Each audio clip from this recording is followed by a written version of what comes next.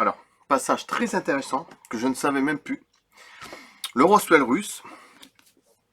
Et franchement, c'est vraiment un passage intéressant.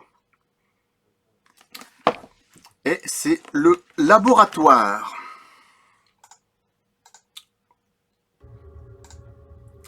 Le laboratoire. Et oui, le Roswell russe. C'est parti. Korolev et Termen évoquèrent l'existence d'un laboratoire de recherche sur les soucoupes volantes. Et oui. Ce qui manqua pas d'éveiller la curiosité des auteurs de ce livre. Personne ne parvint à localiser ce laboratoire, même à l'époque de la perestroïka. Bien que les ufologues russes fussent sûrs de son existence, c'est marrant ça, russes fussent, on peut pas dire un gros mot non plus, finalement leurs recherches les emmenèrent du côté de la ville d'Akhtubinsk, à ne pas confondre avec Akhtubinsk. Ouais, le laboratoire de recherche sur les soucoupes était placé sous l'autorité territoriale, et oui, du centre d'essai de Kapustine premier, je sais pas ce que ça veut dire. Bon, bref. Bien que la localisation du laboratoire était un secret d'État, les ovnis semblaient faire peu de cas de ce secret. On observa de mystérieux objets célestes au-dessus du laboratoire immédiatement après la création de celui-ci. Vous voyez, comme quoi. C'est comme les centrales nucléaires, hein. C'est pareil. Vous savez, à un moment, on avait dit à la télé, oui, c'est des drones, ça faut arrêter les conneries. C'est ultra sécurisé, les centrales nucléaires. Des drones, hein, mon pote, quand t'as 50 caméras, c'est blindé de trucs, je sais pas, c'est incompréhensible. Même un mec, une fois, à France 2, à la télé, hein. C'est passé à 6h, 7h du matin, il y a une personne qui regarde, on est qui vont travailler. Il avait dit qu'à un moment, au-dessus des centrales nucléaires, il y a beaucoup d'ovnis, hein, et c'est pas des drones, hein, pratiquement pas des drones. Et le mec a dû se faire, évidemment, a dû lui dire de fermer sa gueule. Alors, je disais, les ovnis semblaient faire peu de cas de ce secret. On observa de mystérieux objets célestes au-dessus du laboratoire immédiatement après la création de celui-ci. Stroganov et ses collègues parvinrent à recueillir des informations intéressantes et pertinentes au sujet de ces fameux laboratoires. Ces recherches portaient principalement sur l'antigravité et la propulsion par champ électrique et magnétique. De nombreux directeurs d'instituts de recherche auraient été surpris d'apprendre que ces projets, financés et sous la direction du complexe militario-industriel, évidemment militaire, faisaient partie des recherches visant à percer le mystère des soucoupes volantes, comme le fameux MHD de Jean-Pierre Petit, magnéto-hydrodynamique.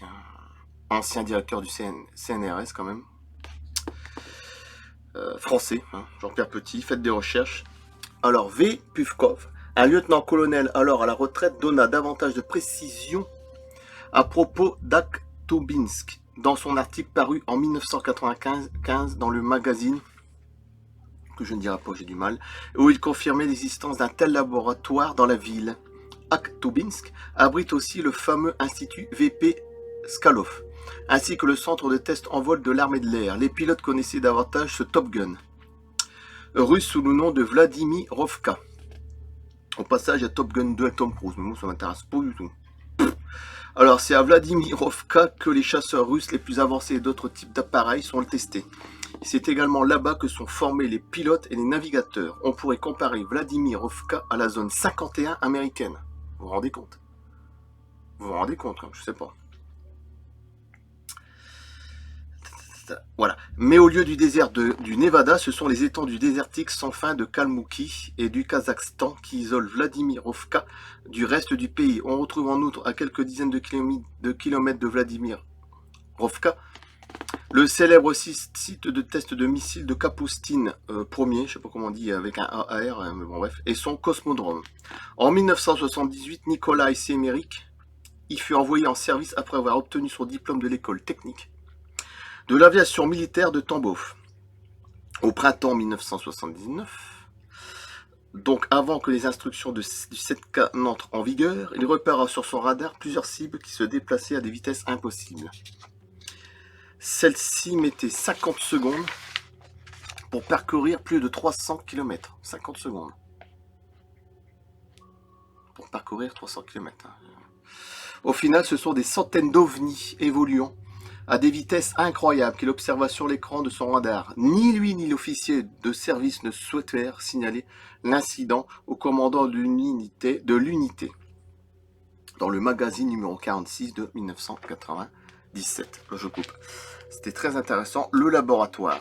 Et oui, c'est un peu comme la zone 51 américaine, hein, sauf que là, c'est russe. Et encore, et c'est même un coin désertique aussi. Comme quoi, c'est calculé. C'est pas du hasard. Je coupe, merci. Le Roswell russe. Le laboratoire. A plus.